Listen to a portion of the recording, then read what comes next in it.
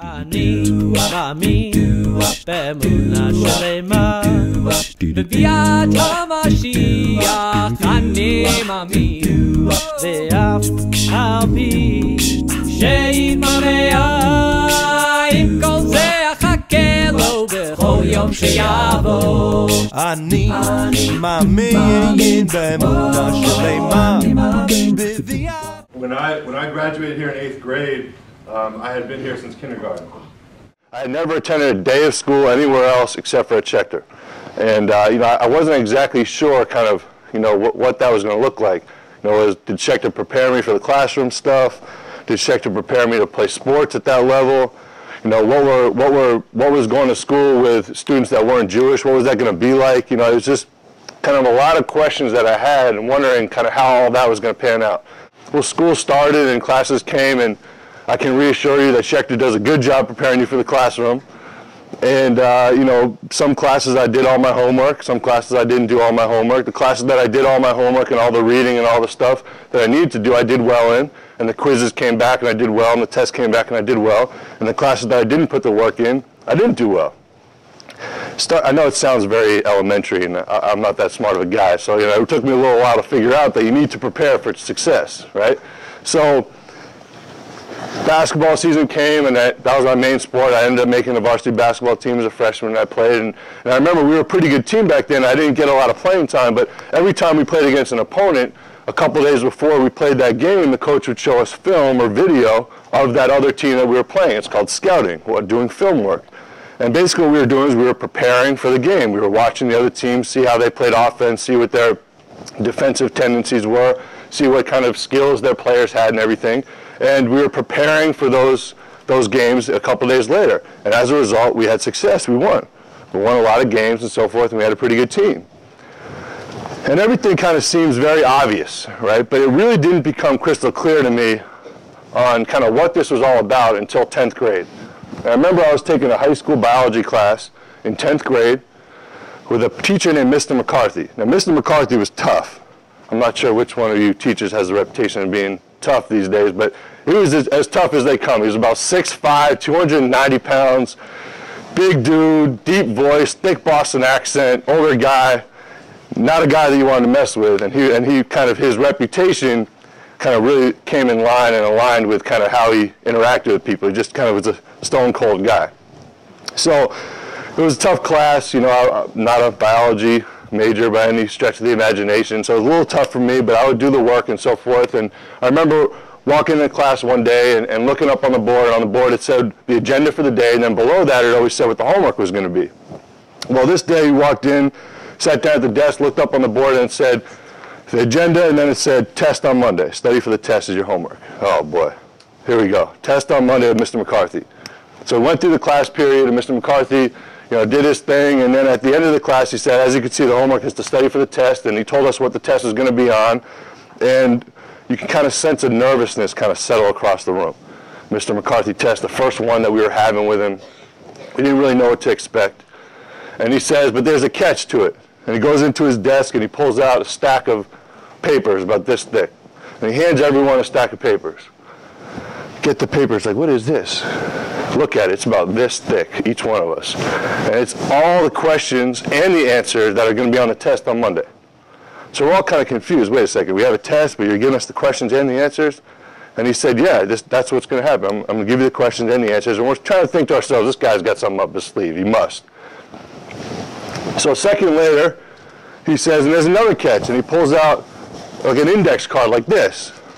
And he says, I'm going to give everyone an index card, and on the index card you can write whatever you want and bring it into the test with you on Monday. Basically a cheat sheet. If I could have jumped out of my chair right then and there, I would have. It kind of saved me. I was very happy at that, at the whole cheat sheet idea, and thinking to myself, I guess I'm going to do well on this test. I have the questions, have the answers. I can write them all down and bring them into the test with me. So he says, fill up the card with however much information you want. Bring it in on Monday. Friday night comes and goes, Saturday comes and goes, Sunday comes, Sunday night comes, about 9 o'clock, I sit down, I decide I better get going on this cheat sheet. Take out the cheat sheet, the index card, take out his stack of questions. There's about 100 questions in that thing, okay? And I start to grab a pencil. I go over to the pencil sharpener, make sure it's real sharp so I can write really small on the index card. And I start writing the questions down. Look at the first question. We're talking about biology. We're talking about dissecting frogs. I know it's kind of gross, but that's what we were doing at the time. And you guys will probably do that on your iPads now, and there's no need for the actual frog. So I get the first question. You know, what part of the frog's anatomy is responsible for digestion? And the answer, and I write it down. Second question, what part of the frog is responsible for circulating blood? Write the answer down. What part of the frog is responsible for circulating oxygen? Write the answer down. 3 hours later, I look up, look at the card, totally filled. You could barely see any white on this card whatsoever. I mean, if I could have written on this part, I would have, but you can't because it's too thin. But this card was totally filled up. So I feel good about myself, but I realize that I'm kind of tired. I've been doing this about 3 hours. My head's kind of hurting. My eyes are hurting. I put it in my bag. I go to sleep, carefree, wake up in the morning, go to a couple classes. Then Mr. McCarthy's class comes. I walk in, sit down, take my index card out of my bag, put it on the table, take a pencil out. I'm ready for the test. I'm waiting for the catch, though, like, just kidding, you can't use a cheat sheet. I would have ruined my day. But he says, all right, I'm going to hand out the test. Everyone get their cheat sheets out. This is looking legit, like it's actually going to go down like this. So you know, everyone takes their cheat sheet out. He hands out the test. And you can see as soon as he hands it out, everyone's kind of flipping through it. Like, are the questions the same? I look through it. Questions look good. I'm ready to go. First question, what part of the frog is responsible for digestion? I know the answer. I don't even need to look at the cheat sheet. I write it down. Second question, what part of the frog is responsible for circulating blood? I know the answer. I don't even need to look at the cheat sheet. I write down the answer. Third question, what part of the frog is responsible for circulating oxygen? I know that answer too. I don't even need to look. I write down the answer. 45 minutes later, classes were an hour period. 45 minutes later, answered all the questions, get up, walk up to Mr. McCarthy, give him my test, sit back down, put my hands on the desk. Underneath my hand, my cheat sheet. I totally forgot about my cheat sheet. I was sitting there doing the test, and I didn't even need to use the cheat sheet. More on that in a second. A couple minutes later, everyone finishes their test. There's about 2 minutes left in the class period. Mr. McCarthy gets up and says, you know, I was flipping through the test as you guys were handing them in, and all the answers that I saw were right. Nice job. You know, I'm not saying everyone got 100, but it looked pretty good from where I was sitting. So we're all feeling good about that. He says, all right, so what did you all learn today? The point of that was that you have to prepare for success, right? If you wanted to do well on a test, you had to study. He knew that if he said there's a test on Monday, some people would study a lot, some people would study a little, and some people wouldn't study at all. But in this way, everyone realized that they could just write down all the questions and the answers on the test, and therefore, that was going to be their studying. And that right there, then in that day, became one of my guiding principles. The idea of preparation, that you have to prepare for success, became an idea and a value that I had that drove me to do everything that I wanted to do. Every time there was a sports game, making sure I prepared.